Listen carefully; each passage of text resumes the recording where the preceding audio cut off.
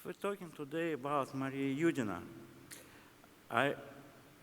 all my young years, I clearly remember her.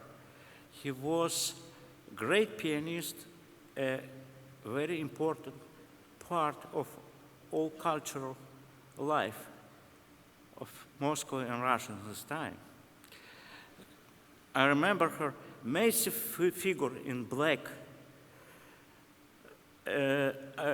and her amazing style, musical style.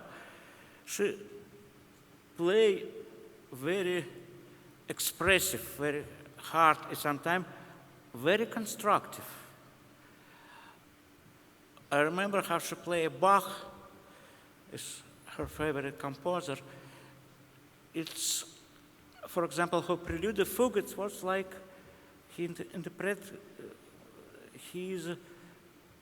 give us have a parallel text in New Testament. It was her idea. It was easy to read. When she played, she made her own composition, own conception, who people can read very clearly.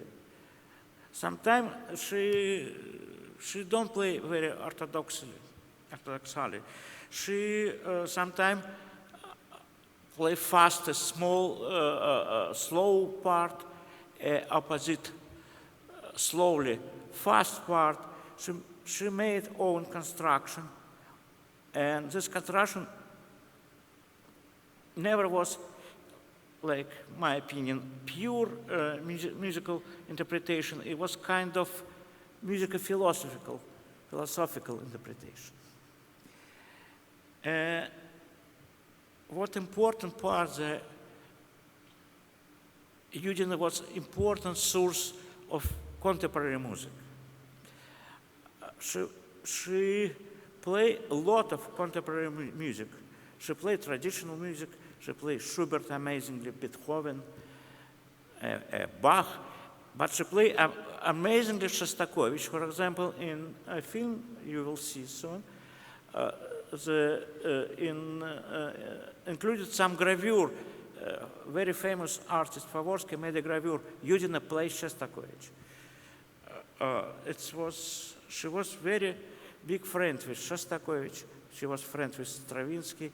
She had a large correspondence with him. Her first letter to him was like 60 pages. She sent him a book about Russia. They met in 1962.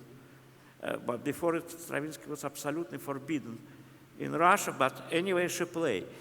You can hear contemporary music mostly for her. Whereas I can hear alive music to Berg, to Stravinsky, I remember, in early 60s in Russia, like Yudina.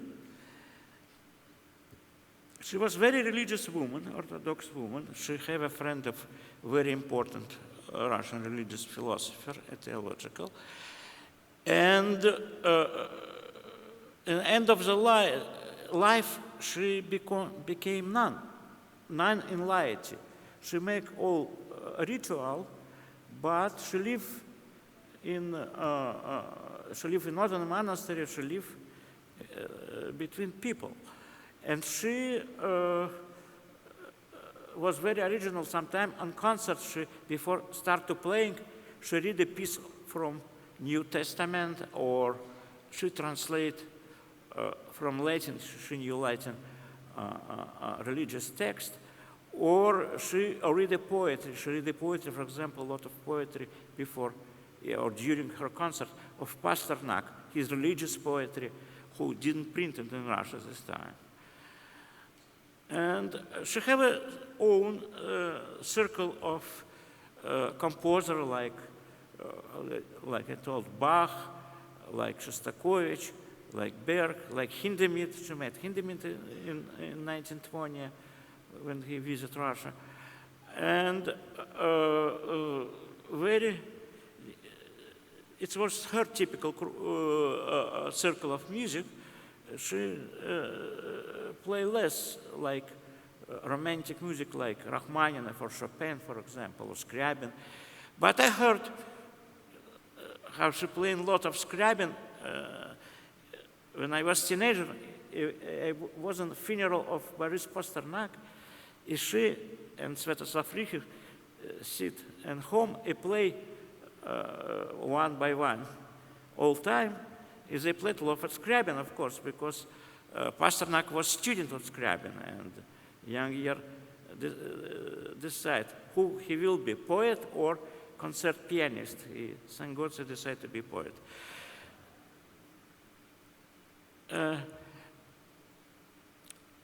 She gave a lot of money of people. She was very poor, and end of his year, she made a promise to poverty.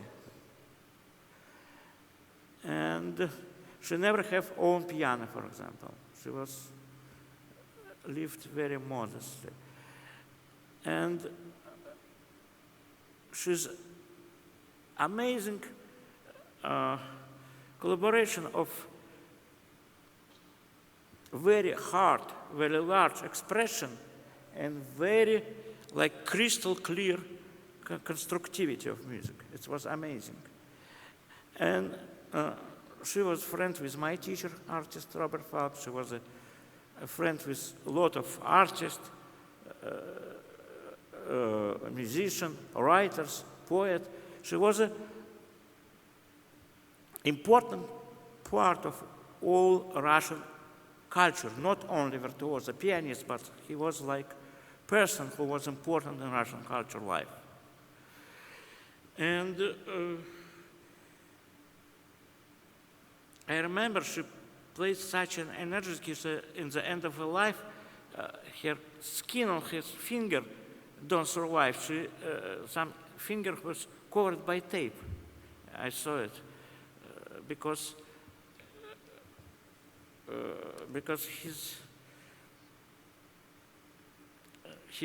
her hit piano was very hard, very expressive.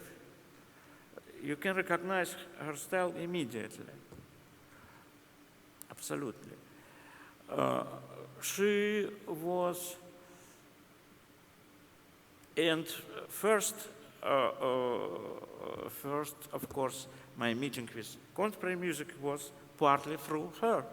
I remember we invite her in a club of artists. She play music, and she play together. We invite some kind of ensemble who play music do Bach period, old music. She translated, and some functionary tried to stop her.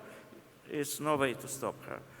And it's because they suppress her concert because of this. But people invite her in the club of composer. It was a small private concert. They have a big concert. We can hear music for forbidden play anyway. But they suspend, of course, the concert sometime. And for example, concert for two piano by Stravinsky, we heard for her in first time in 1959, when it was forbidden absolutely, because they start a little permit Stravinsky when they visited Russia in 1962. And she was absolutely unique, not only musician, but like a religious philosopher, like thinker. She was a friend with Father Florensky for Bakhtin, is one of the best philosophers theologically of Russian Orthodoxy. And she was in circle from 1920, was in circle with this. These people, a lot of them was arrested late in 1930, but some people survived. It was important. She was for a message they brought to society, the message she brought to cultural life. She was not only a musician, but playing at it, but she brought us very important spiritual message. It was very, very important for us. I very clearly remember her concert. Her concert was all time, was not all the same, like one by one. They all was different. All time something happened, all time. It was not some kind of eccentricism, it was very natural for her. Because music, art, and spiritual message was absolutely together. You can't divide one from another. In her music interpretation, in her word, in her behavior, and her image that you can see in the movie. She was not only a friend of great people, she was great people herself. She was give a very rich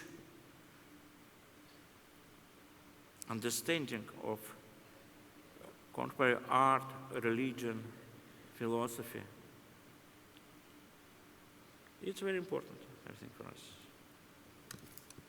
Thank you.